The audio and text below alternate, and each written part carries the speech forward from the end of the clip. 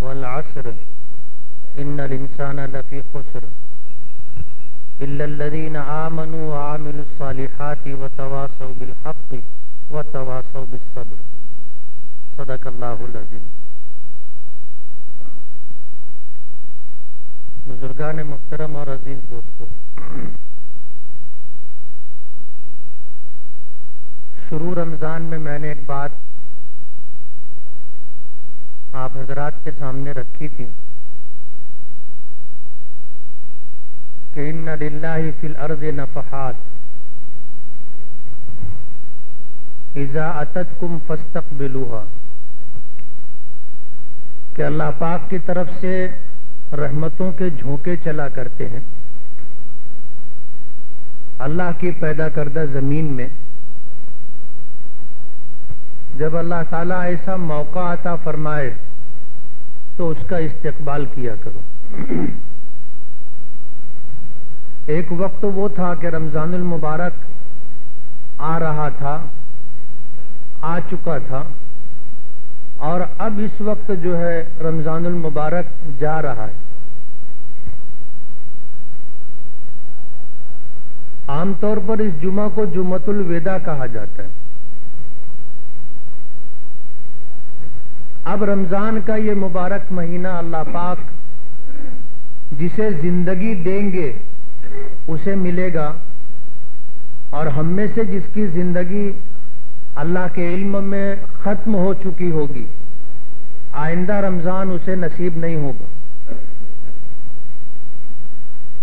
اور رمضان المبارک کے آنے کا اور رمضان المبارک کے جانے کا پتہ قبر میں مردوں کو بھی چلتا ہے،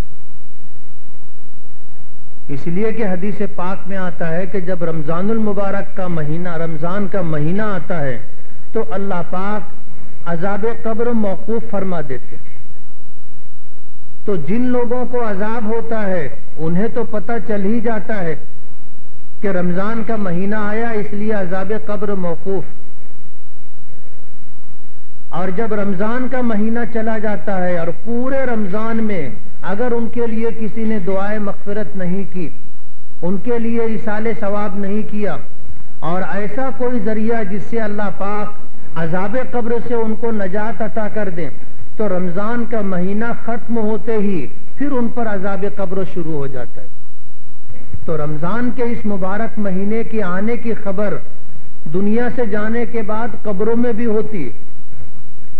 جن پر عذاب ہوتا ہے ان کو تو ہوتی ہی ہے، اور جو پہلے سے اپنے اعمال کی بدولت، کسی کی دعا کی بدولت اللہ کے فضل سے عذاب قبر سے محفوظ ہے، تو رمضان المبارک کے آنے کا پتہ عذاب ہونے والے لوگوں کے مقابلے میں انہیں زیادہ ہوتا ہے، اس لیے کہ اللہ کے رحمت کے جھونکے چلتے ہیں، اور ہر رمضان میں اللہ پاک جہنم سے روزانہ افطار کے وقت 10 لاکھ افراد کو آزادی عطا فرماتے ہیں۔ اور جب رمضان کی آخری رات ہوتی ہے تو رمضان بھر میں جتنے قیدی آزاد کیے گئے تھے اس کے بقدر اللہ پاک اس آخری رات میں جہنمیوں کو جہنم سے آزادی میں رحمت فرماتے ہیں۔ تو ہم میں سے جس کی زندگی رہے گی آئندہ رمضان وہ پائے گا، اور جس کی زندگی ختم ہو چکی ہوگی آئندہ رمضان اسے اس دنیا میں نہیں ملے گا۔ ہاں، قبر میں جانے کے بعد اسے رمضان کے آنے کی اور رمضان کے جانے کی خبر ضرور ہوگی۔ یہ وہ مبارک مہینہ ہے جو اللہ پاک نے اس امت کو خاص طور پر عطا کیا۔ رمضان المبارک کے روزے اللہ پاک نے پچھلی امتوں میں سے کسی کو نہیں دیے۔ اگرچہ روزوں کی فرضیت تھی اور مختلف ایام میں روزے رکھے جاتے تھے، پچھلی قوموں پر بھی روزے تھے۔ قرآن پاک میں آتا ہے کما کتب علی الذین من قبلکم، کہ تم پر روزے اے ایمان والو اسی طرح فرض کیے گئے جس طرح پچھلی امتوں پر روزے فرض کیے گئے تھے۔ لیکن یہ صرف روزوں کی فرضیت میں مناسبت ہے، رمضان کا مبارک مہینہ اللہ پاک نے کسی امت کو عطا نہیں کیا۔ جس طرح جمعہ کا دن اس امت کو خصوصیت کے ساتھ دیا گیا ہے، پچھلی امتوں کو نہیں دیا گیا. آپ کے علم میں یہ بات ہوگی کہ اللہ پاک نے ہر امت کو اختیار دیا تھا کہ وہ ہفتے میں سے کسی ایک دن کو اپنے لیے منتخب کر لے. یہ اختیار یہودیوں کو دیا گیا، انہوں نے سنیچر کا دن منتخب کیا، اور اپنی توریت اور انجیل جیسی کتابوں کے پیش نظر انہوں نے کہا کہ اللہ پاک نے یہ پوری کائنات پیدا کی تو ایک دن میں آسمان بنایا، ایک دن میں زمین بنائی، ایک دن میں یہ بنایا، ساری مخلوقات. 6 دن میں اللہ نے پوری کائنات بنائی، 7ویں دن آرام کیا، وہ سنیچر کا دن تھا. تو انہوں نے سنیچر کا دن اپنے لیے طے کیا کہ پورے ہفتے میں سب سے اللہ پاک کے طرف سے جو اختیار دیا گیا ہے اس اختیار کے پیش نظر انہوں نے سنیچر کے دن کا اپنے تمام تر کاموں کے لیے انتخاب کیا.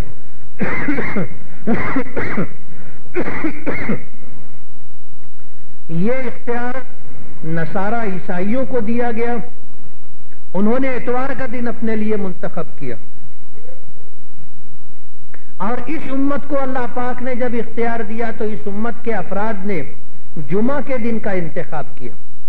حدیث پاک میں آتا ہے کہ نبی کریم صلی اللہ علیہ وسلم کے مکے سے مدینہ ہجرت کرنے سے پہلے مدینے والوں کے ایمان قبول کر لینے کی وجہ سے ان کی تعلیم و تربیت کے لیے کچھ افراد کو حضور نے مدینہ بھیجا تھا. یہ حضرت مصعب ابن عمیر رضی اللہ تعالی عنہ اور ان جیسے کچھ صحابہ تھے جن کو حضور نے مدینے والوں کی درخواست پر مدینہ بھیج دیا تھا. یہ مدینے میں رہ کر کے اہل مدینہ کی تعلیم و تربیت کا فریضہ انجام دے رہے تھے. تو اہل مدینہ نے ان سے درخواست کی کہ آپ ہمارے لیے کوئی دن منتخب کر دیں، اس دن ہم کام کاج پر نہیں جائیں گے، کھیتی باڑی پر نہیں جائیں گے، اور اس دن جو ہے ہم لوگ اپنے تمام تر کاموں کو نمٹا کر کے آپ کے پاس رہ کر کے تعلیم و تربیت حاصل کریں گے. باہمی مشورے سے ان لوگوں نے جمعہ کا دن چنا تھا. نبی کریم صلی اللہ علیہ وسلم کو جب اس بات کی خبر ہوئی تو حضور نے اس پر اللہ کا شکر ادا کیا کہ تمام تعریفیں اس اللہ کے لیے جس نے صحیح دن کے انتخاب میں ہماری ہدایت، ہماری رہنمائی فرمائی. تو یہ جمعہ کا دن بھی اللہ کے نزدیک ہفتے کے دنوں میں بہت متبرک ہے. جیسے رمضان کے بارے میں آپ نے سنا کہ رمضان المبارک میں جو عمل کیا جاتا ہے اس کا اجر و ثواب بڑھ جاتا ہے. ایک فرض 70 فرضوں کے برابر ہو جاتا ہے اجر کے اعتبار سے، اور ایک نفل فرض کے برابر ہو جاتا ہے. جہاں رمضان میں یہ اللہ پاک نے خصوصیت رکھی ہے، یہی خصوصیت اللہ پاک نے جمعہ کے دن میں بھی رکھی ہے کہ ہفتے کے 6 دنوں کے مقابلے میں جمعہ کے دن کا اجر و ثواب 70 گنا بڑھ جاتا ہے. آپ اندازہ کرو کہ ایک تو رمضان کی وجہ سے 70 گنا اجر و ثواب بڑھا تھا، اور رمضان میں جمعہ کا دن آ جائے، آپ 70 سے 70 کو ضرب دے لو تو آپ کو اندازہ ہوگا کہ رمضان کا جمعہ کتنا اہم ہوتا ہے. اللہ نے اپنے کرم سے ہمیں 5 جمعے عطا کیے، رمضان میں 5 جمعے عطا کیے. جن لوگوں کو رمضان المبارک کی اس اہمیت کا احساس تھا اور جنہیں اپنی آخرت کی محتاجگی کا دھیان تھا، ان لوگوں نے رمضان کے اس جمعہ کو خوب اچھی طرح وصول کیا.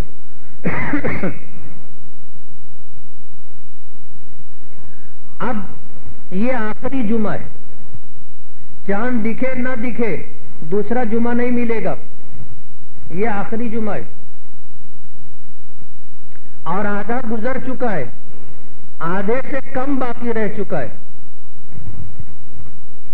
میں یہ عرض کر رہا تھا کہ اللہ پاک جس کی زندگی باقی رکھیں گے آنے والا رمضان اللہ پاک اسے عطا کریں گے، ورنہ رمضان کے آنے سے پہلے ہم میں سے جس کا نام بھی ان فرشتوں کو دے دیا گیا جو روح قبض کرتے ہیں،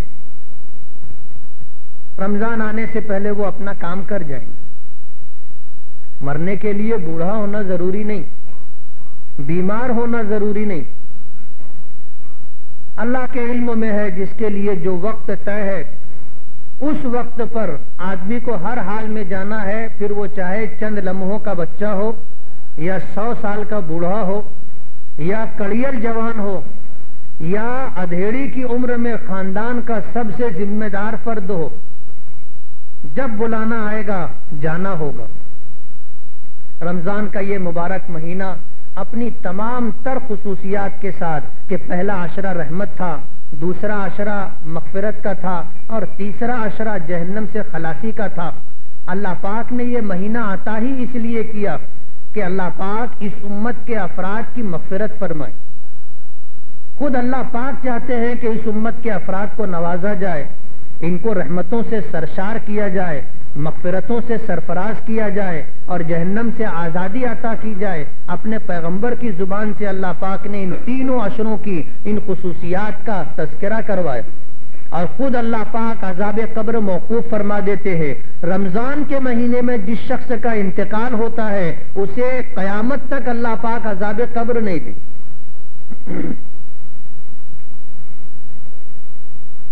یعنی اس مہینے کی یہ خصوصیت ہے، کسی کا اگر رمضان کے مہینے میں انتقال ہو جاتا ہے تو حدیث پاک میں آتا ہے کہ اللہ پاک اسے عذاب قبر سے محفوظ رکھیں گے۔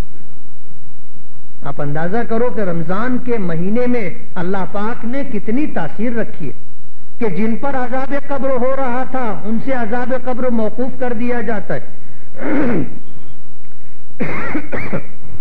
اور رمضان میں جن کا انتقال ہو گیا ان کو عذاب قبر نہیں ہوتا۔ روزانہ افطار کے وقت 10 لاکھ قیدی جہنم سے آزاد کرتے ہیں اللہ پاک، اور آخری دن مہینے بھر میں جتنے آزاد ہوئے اس کے بقدر قیدیوں کو اللہ پاک آزادی عطا فرماتے۔ اور زندہ لوگوں کے لیے آپ نے رمضان کی ساری فضیلتیں سنی کہ روزوں کی وجہ سے، تراویح کی وجہ سے، تلاوت کی وجہ سے، تہجد کی وجہ سے اور دعاؤں کی وجہ سے اللہ پاک کتنا نوازتے۔ مہینے کے 3 حصے کیے، پہلے حصے کو رحمت بنایا، دوسرے حصے کو مغفرت بنایا اور تیسرے حصے کو اللہ پاک نے آگ سے آزادی کا ذریعہ قرار دیا۔ جب اللہ پاک کی طرف سے اتنی داد و دہش اور اللہ پاک کی طرف سے اتنی نوازشات، اس کے بعد بھی اگر کسی کی مغفرت نہ ہو رمضان المبارک میں تو پھر جبرائیل امین کی بددعا کا وہ واقعی مستحق ہے۔ پچھلے ہفتے میں نے یہ بات کہی تھی کہ ممبر پر حضور نے جب قدم مبارک رکھا تو ہر زینے پر آپ نے بددعا، آپ نے آمین کہی، اور بعد میں پوچھنے پر آپ نے فرمایا کہ جبرائیل امین بددعا دے رہے تھے، ان میں سے ایک یہ بھی تھی کہ ہلاک ہو وہ شخص جسے اللہ پاک رمضان کا مہینہ عطا فرمائے اور اس کی مغفرت نہ۔ تو حضور نے فرمایا آمین۔ ایک تو مغفرت نہ ہونے کی وجہ سے آخرت کی محرومی، کہ آخرت میں مغفرت کی وجہ سے جو درجات ملنے والے تھے اس سے آدمی محروم ہو گیا، اور ہم جسے مقدم رکھتے ہیں آخرت پر دنیا، اس میں جبرائیل امین ہماری ہلاکت کی بددعا کر رہے ہیں کہ ہلاک ہو وہ شخص۔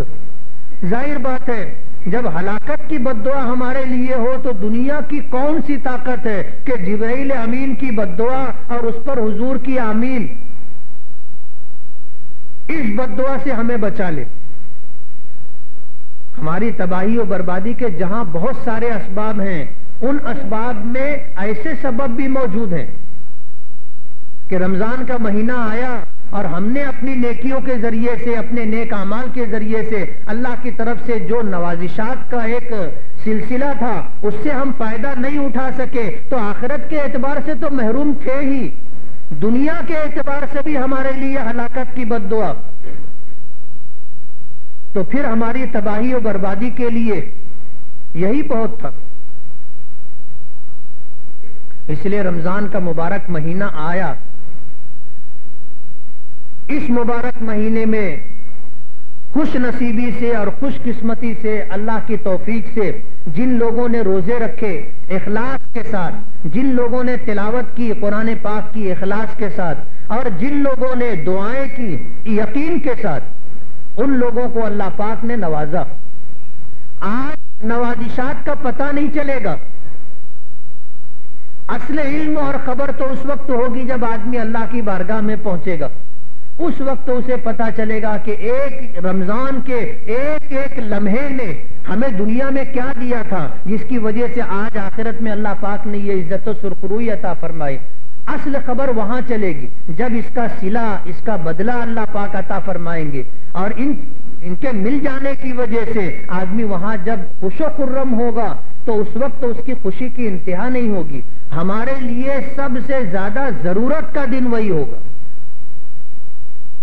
سب سے زیادہ ضرورت کا دن. میدان محشر میں پیشی کے دن سے پہلے اور میدان محشر میں پیشی کے بعد ایسا محتاجگی کا دن آپ پر کبھی نہیں آئے گا. اس وقت جو محتاجگی کا دن ہوگا اسی کے بارے میں آتا ہے نا، یوم یفر المرء من اخیہ و امہ و ابیہ. ایسا دن ہوگا کہ بھائی بھائی سے بھاگے گا. یعنی دنیا میں جن سے تعلقات تھے، جن سے جان پہچان تھی، جن سے کبھی سلام کلام تھا، ایسے کسی شخص کو آدمی اپنے قریب دیکھنا پسند نہیں کرے گا. حالانکہ مصیبت میں آدمی اپنے لوگوں کو قریب رکھتا ہے، لیکن وہ ایسی محتاجگی کا دن ہوگا کہ اس دن بھائی بھائی سے بھاگے گا، اولاد ماں باپ سے، ماں باپ اولاد سے، بیوی شوہر سے، شوہر بیوی سے، کوئی کسی تناشا کے قریب نہیں رہے گا. صرف اپنی محتاجگی کی وجہ سے کہ آج ایسی محتاجگی ہے کہ آج میں کسی کے کام نہیں آ سکتا، آج تو مجھے ضرورت ہے. اگر کوئی میرے قریب رہے گا، کوئی جان پہچان کا ہوگا تو کہیں مجھ سے کچھ سوال نہ کرے، کوئی کچھ مانگے نہ. اس ڈر اور خوف سے آدمی کسی کو قریب نہیں کرے گا. جیسے دنیا میں آدمی دیندار ہوتا ہے، مقروض ہوتا ہے، تو جو لینے والا ہوتا ہے اس کو دیکھ کر کے یہ نظر بچا کر کے راستہ کاٹ کر کے نکلتا ہے کہ آمنا سامنا نہ ہو. اور وہ دن ایسی محتاجگی کا ہوگا کہ سبھی محتاج ہوں گے، اس لیے کوئی کسی سناشا کے قریب نہیں رہے گا. آپ اندازہ کرو اس دن کی محتاجگی کا. اسی لیے حضرت ابو ذر رضی اللہ تعالیٰ عنہ کا وہ واقعہ، ایک شاگرد نے ان سے یہ درخواست کی کہ میں آپ کی خدمت میں رہنا چاہتا ہوں، آپ کی تربیت میں رہنا چاہتا ہوں. انہوں نے کہا کہ ایک شرط کے ساتھ میرے ساتھ رہ سکتے ہو. پوچھا کون سی شرط ہے؟ کہا کہ جب میں کسی کو کچھ دینے کے لیے کہوں تو میرے اموال میں، میری ملکیت میں جو سب سے قیمتی چیز ہوگی وہ تمہیں دینا ہوگی. اب ظاہر بات ہے اتنی آسان شرط، اپنی جیب سے تو کچھ دینا نہیں تھا، منظور کر لی انہوں نے. لیکن حضرت ابو ذر رضی اللہ تعالیٰ عنہ کا جو معاملہ تھا، اس کے پیش نظر اس شاگرد کو یہ احساس ہونے لگا کہ ان کا تو عجیب حال ہے. رحم آنے لگا حضرت ابو ذر پر، ان کو رحم آنے لگا کہ یہ کس طرح کا سلوک اپنے مال میں کرتے ہیں. ایک مرتبہ کچھ مہمان آئے، انہوں نے کہا کہ بھائی اونٹ لاؤ اور ذبح کرو. عربوں کی مہمان نوازی تھی. تو یہ گئے اور اونٹوں میں سے جو بہت عمدہ اونٹنی تھی جسے 1 نمبر دیا جا سکتا تھا، تلاش کر کے اس کو نکالا. پھر یہ سوچ کر کے کہ کھانا ہی تو ہے، اتنی عمدہ اونٹنی کاٹنے سے بہتر یہ ہے کہ اس کو رکھ کر کے دوسرا کوئی جانور لے. تو اس کو نکال کر کے جو سب سے عمدہ اونٹ تھا اسے لے کر کے آئے. حضرت ابو ذر رضی اللہ تعالیٰ عنہ نے دیکھا تو دیکھنے کے بعد کہا کہ تم نے خیانت کی، تم نے خیانت کی ہے. میں نے تمہیں اس شرط پر اپنے پاس رکھا تھا کہ تم جس وقت میں کہوں گا تو میرے مال میں جو سب سے عمدہ مال ہوگا وہ تم لے کر کے آؤ گے اور اللہ کے راستے میں خرچ کرو گے. تم نے وہ اونٹنی کیوں چھوڑ دی؟ تو انہوں نے معذرت کی اور یہ عرض کیا کہ حضرت وہ کام کی اونٹنی، وہ کام کی اونٹنی ہے، دودھ دیتی ہے اور سواری کے کام آتی ہے. ہمیں تو مہمانوں کو گوشت ہی کھلانا ہے، تو یہ بھی بہت عمدہ ہے اور وہ ضرورت کے وقت ہمیں کام آئے گی. تو حضرت ابو ذر رضی اللہ تعالی عنہ نے کہا کہ اللہ کے بندے میں تجھے بتاؤں کہ میری ضرورت کا دن کون سا میری ضرورت کا دن کون سا ہے وہ میں تجھ کو بتاؤں. اور پھر انہوں نے یہ عرض کیا کہ میری ضرورت کا دن، میری محتاجگی کا دن وہ ہوگا جب میدان محشر میں اللہ کی بارگاہ میں پیشی ہوگی. وہ دن میری محتاجگی کا دن ہوگا اور میری ضرورت کا دن ہوگا. آج جو اللہ کے راستے میں دے دوں گا، کل وہاں پر وہ چیز مجھے ملے گی اور میری ضرورت کے وقت کام آئے گی. ہم لوگ اپنا اچھا مال روک کر رکھتے ہیں، اپنی چھوٹی ضرورت کے لیے اپنا اچھا مال روک کر کے رکھتے ہیں اور اپنی بڑی ضرورت کو نظر انداز کر دیتے ہیں. اسی لیے علماء نے یہ بات کہی ہے کہ لوگوں کا آخرت پہ یقین دن بدن کمزور ہوتا جا رہا ہے. اپنی محتاجگی، سب سے زیادہ محتاجگی کا دن وہ ہوگا، اس کا احساس نہیں. اگر اس کا احساس ہوتا، آپ یقین مانیے رمضان کا ایک دن بھی غفلت میں نہیں گزرتا. ایک لمحہ ہم اپنے ہاتھ سے جانے نہیں دیتے. پورا وصول کرنے کی کوشش کرتے. اب تو گزر چکا ہے رمضان.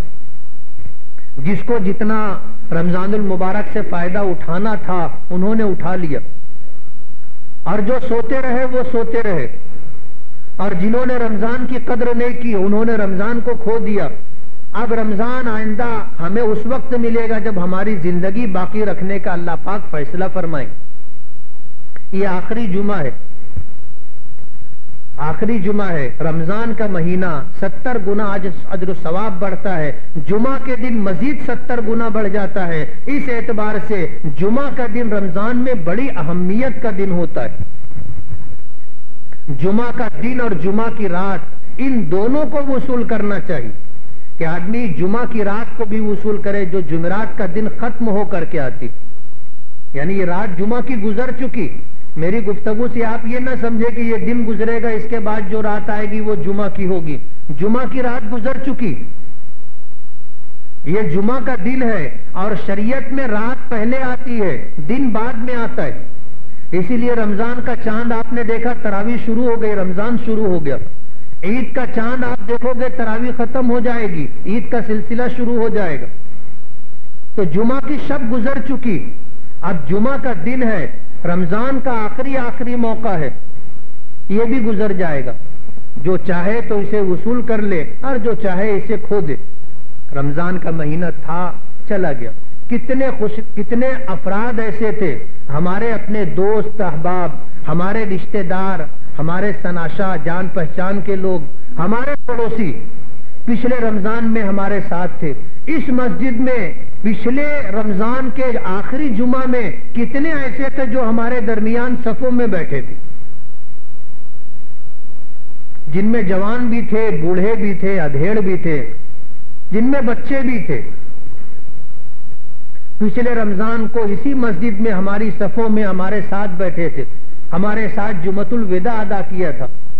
آج وہ ہمارے درمیان نہیں ہے، اور جانے والوں کو کوئی یاد نہیں رکھتا، جانے والوں کو کوئی یاد نہیں رکھتا. گھنٹہ 2 گھنٹہ، دن 2 دن آدمی ان کو یاد کر لیتا ہے، کچھ دعا ایصال ثواب کر دیتا ہے، اس کے بعد اپنے کام سے لگ جاتا ہے. اللہ پاک نے دنیا کا نظام ہی اسی طرح کا بنایا. اسی لیے شریعت کا حکم ہے، مسئلے کی بات ہے کہ 3 دن کے بعد سوگ نہیں ہے. دنیا میں کسی کا بھی انتقال ہو جائے، شوہر کو چھوڑ کر کے، بیوی کے لیے شوہر کا جو مقام و مرتبہ ہے اس کے لیے تو یہ ہے کہ شوہر کا انتقال ہو تو بیوی 4 مہینہ 10 دن سوگ میں رہے گی، عدت کے دن گزارے گی. لیکن اس رشتے کو چھوڑ کر کے کسی کے بھی انتقال پر 3 دن کے بعد غم نہیں ہے. جس پر غم تھا اس کو یہ حکم ہے کہ 3 دن کے بعد سوگ نہیں ہے، غم نہیں ہے، اب تمہیں اپنا کام کرنا ہے. جب اس کو یہ حکم ہے تو پھر دوسروں کے لیے بھی یہ حکم ہے کہ 3 دن کے بعد کسی غمزدہ کی تعزیت کرنا جائز نہیں.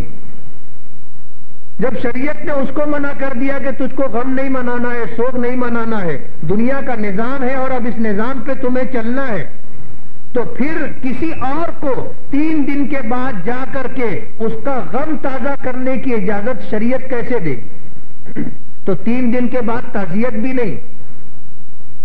ابھی عید کا دن آئے گا, مسئلہ اچھی طرح سمجھ لیں. عید کا دن آئے گا, سال بھر میں اگر کسی کے یہاں بڑی میت ہوئی ہوگی تو اس گھر کے لوگ یہ پوچھتے ہیں کہ ہم لوگ نیا کپڑا پہن سکتے ہیں؟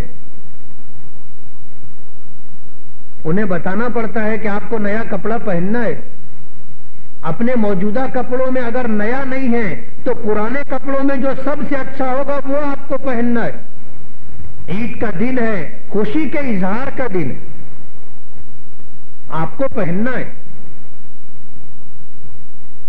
لوگ مسئلہ پوچھتے ہیں, لیکن کچھ لوگ ایسے بھی ہوتے ہیں کہ جس کے یہاں بڑی میت سال میں ہوئی ہو, جب عید کا دن آتا ہے تو اس کے گھر جا کر روتے بھی ہیں, رلاتے بھی ہیں.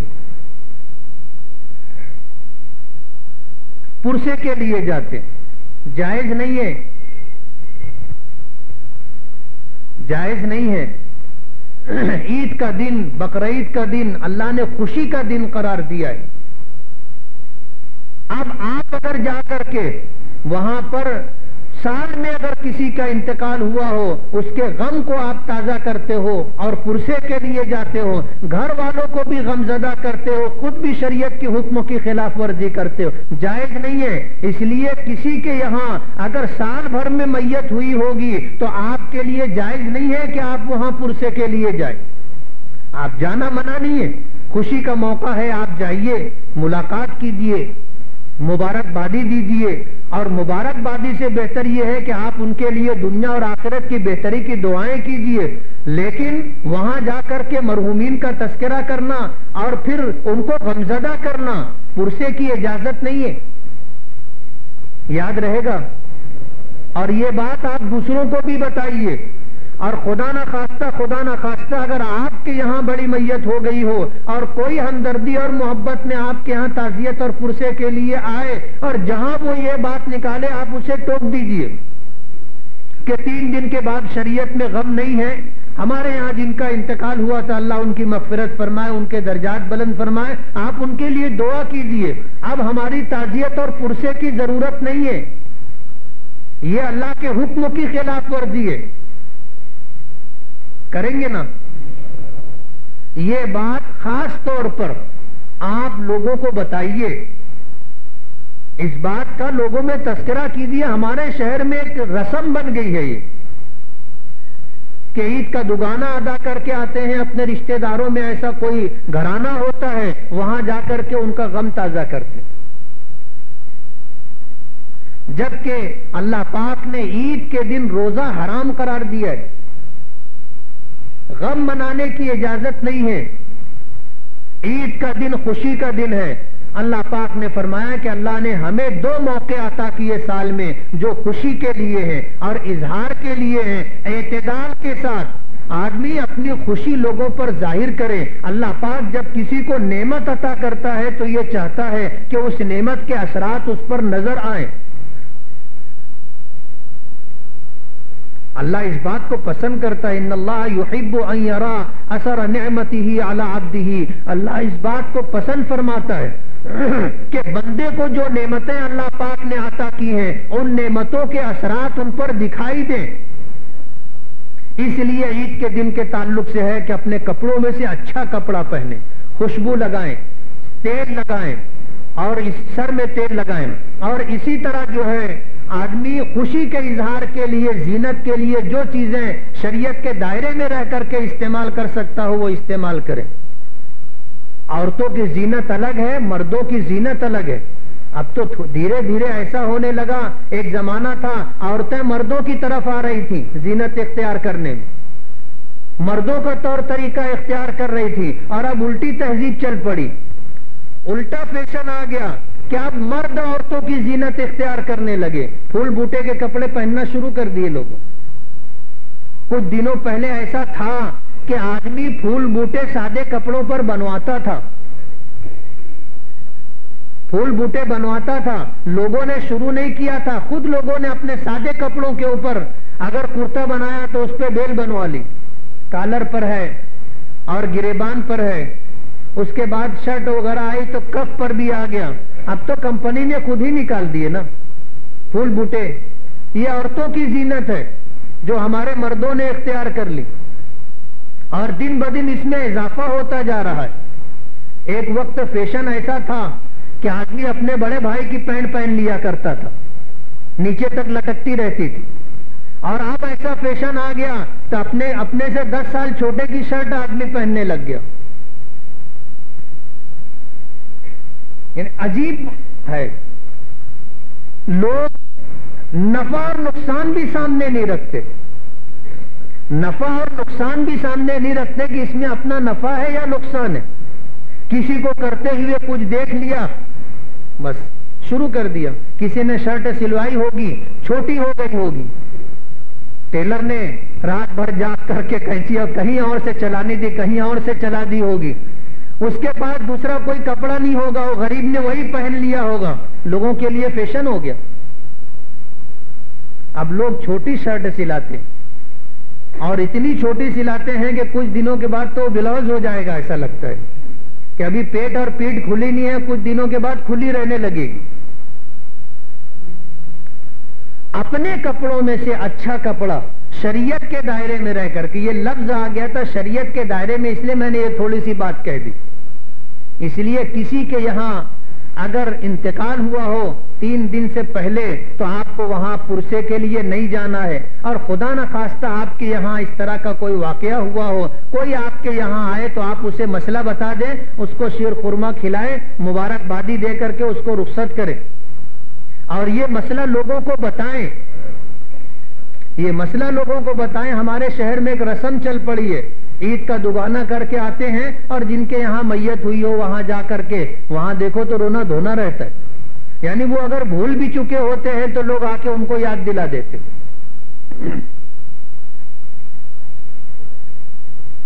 آخری بات، نیکی کرنا آسان ہے، نیکی کرنا آسان ہے، اور اللہ پاک اپنی توفیقات جب شامل حال فرماتے ہیں تو بڑی سے بڑی نیکی آدمی کر لیتا ہے۔ رمضان کا مبارک مہینہ آیا، اللہ پاک نے روزوں پر کیا اجر و ثواب عطا کیا ہوگا آج ہمیں اس کا پتہ نہیں۔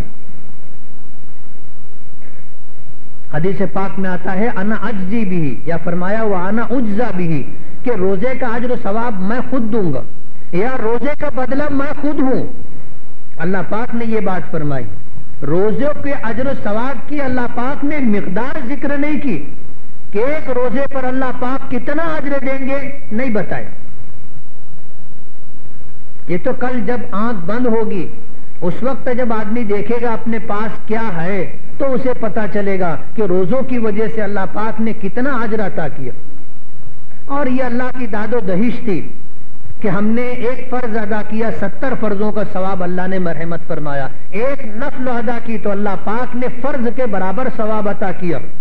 رمضان کے مبارک مہینے میں نیکی یوں بھی اللہ پاک آسان کر دیتے ہیں، جو سال بھر نیکی نہیں کرتے، مسجدوں کا رخ نہیں کرتے، وہ بھی مسجدوں میں آ کر کے ڈیرا ڈالے رہتے ہیں، گھنٹوں آ کر کے مسجد میں رہتے ہیں۔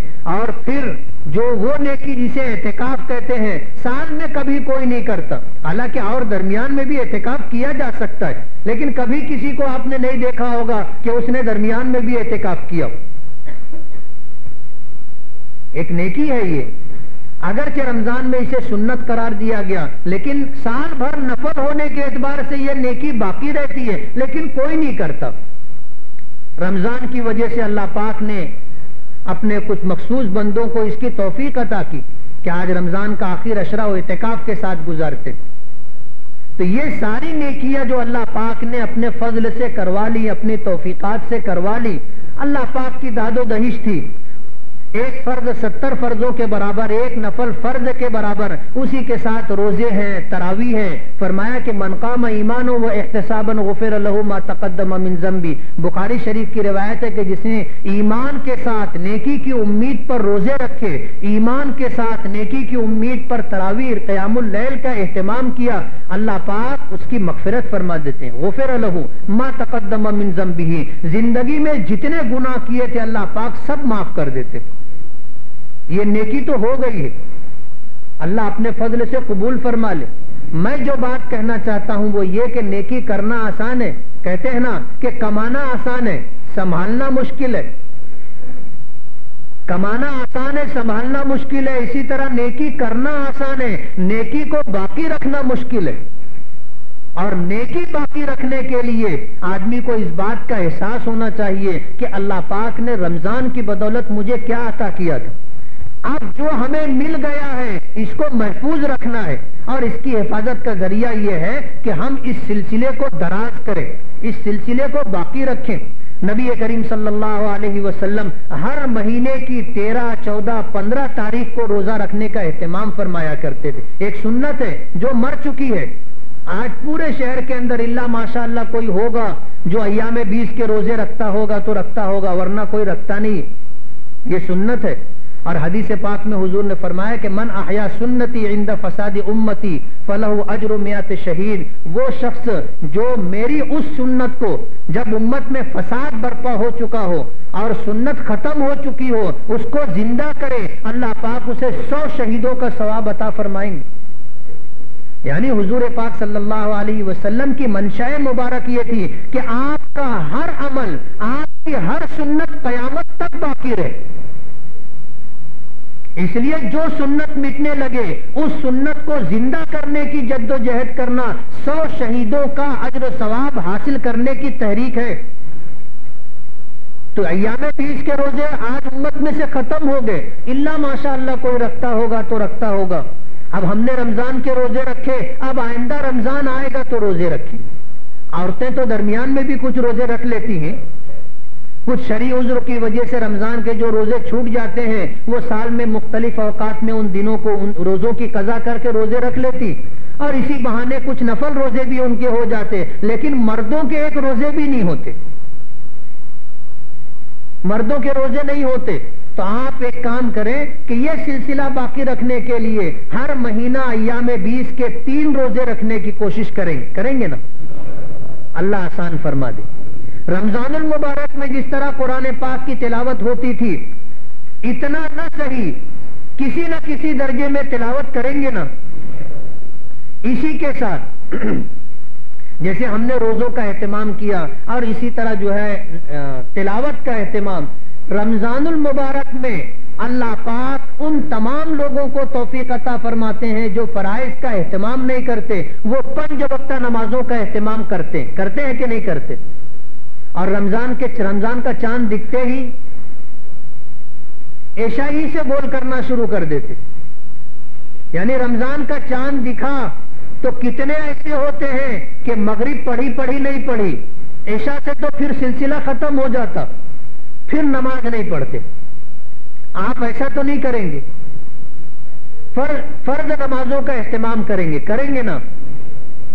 تو نیکی کرنا آسان ہے، نیکی کو باقی رکھنا مشکل، اور باقی رکھنے کے لیے جد و جہد کرنی پڑتی ہے، باقی رکھنے کے لیے جتن کرنے پڑتے ہیں۔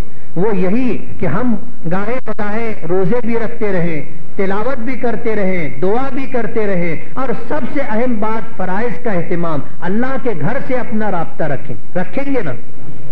اگر یہ سلسلہ ہم باقی رکھیں گے، آپ یقین مانیے رمضان المبارک کی جتنی خیرات و برکات تھی انشاءاللہ باقی رہیں گی۔ اللہ تعالی ہماری عمر میں برکت عطا فرمائے۔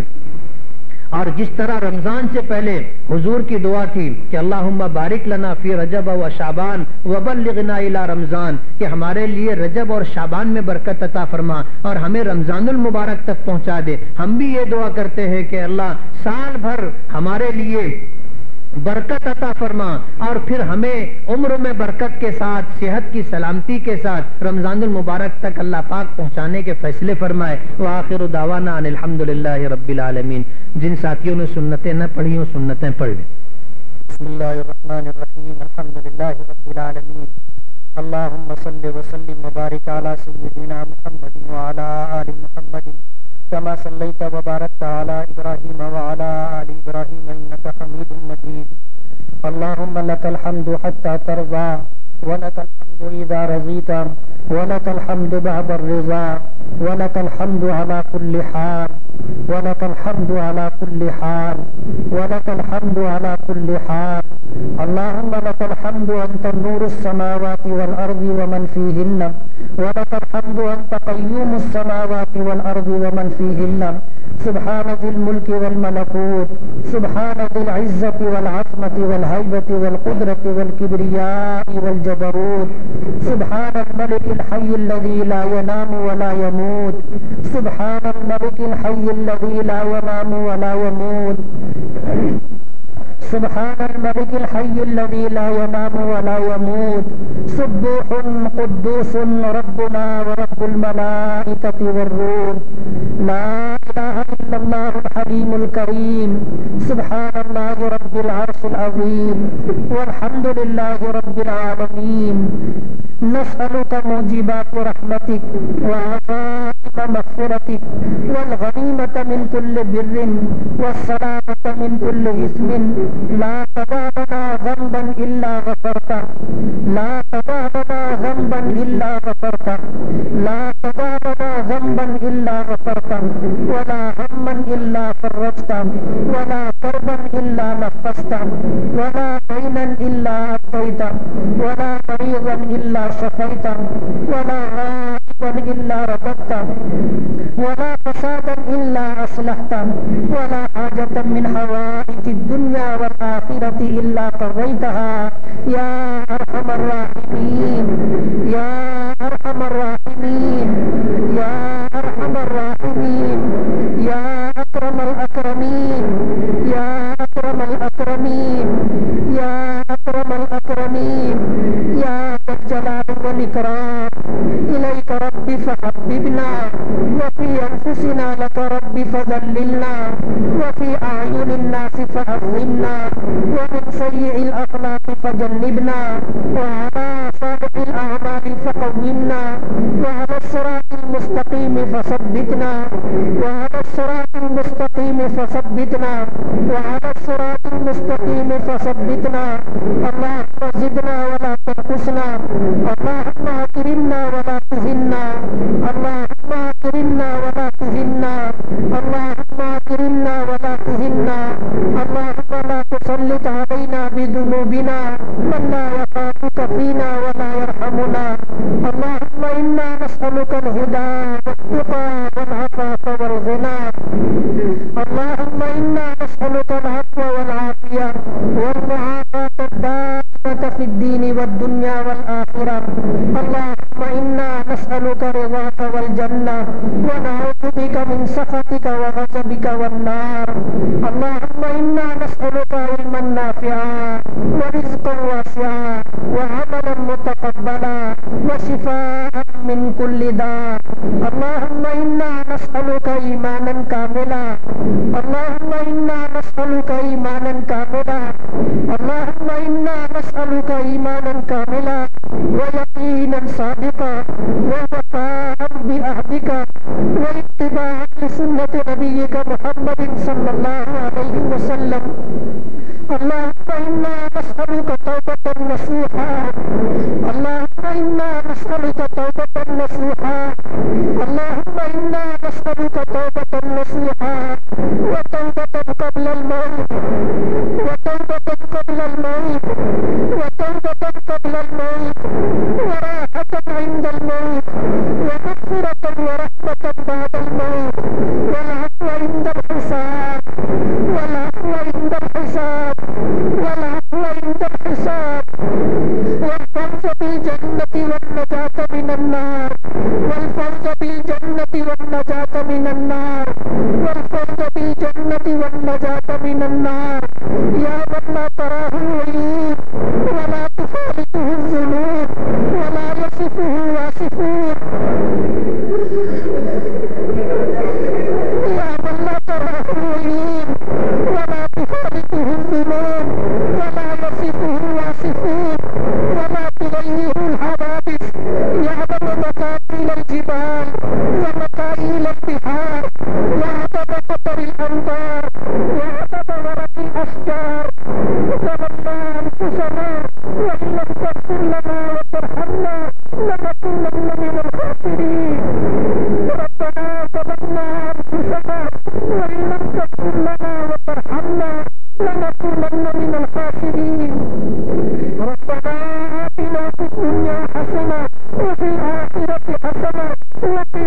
عذاب النار وقنا عذاب القبر وقنا عذاب الفقر وقنا عذاب الطريق وقنا عذاب الطريق وقنا عذاب الطريق ربنا اغفر لنا ذنوبنا وكفر عنا سيئاتنا وتوفنا مع الأبرار وتوفنا مع الأبرار وتوفنا مع الأبرار ربنا اغفر لي ولوالدي وللمؤمنين يوم يقوم الحساب ربنا اغفر لي ولوالدي وللمؤمنين يوم يقوم الحساب ربنا اغفر لي ولوالدي وللمؤمنين يوم يقوم الحساب ربنا اغفر لنا ولإخواننا الذين سبقونا بالإيمان ولا تجعل في قلوبنا غلا للذين آمنوا ربنا إنك رؤوف رحيم ربنا إنك رؤوف رحيم ربنا إنك رؤوف رحيم ربنا لا تجعلنا فتنة للقوم الظالمين ونجنا برحمتك من القوم الكافرين اللهم وفقنا لما تحب وترضى واجعل عاقبتنا خيرا من الأولى اللهم احسن عاقبتنا في الأمور كلها وعافنا من خزي الدنيا وعذاب الآخرة اللهم اصلح لنا شأننا كله ولا تكلنا إلى أنفسنا طرفة عين ولا تكلنا إلى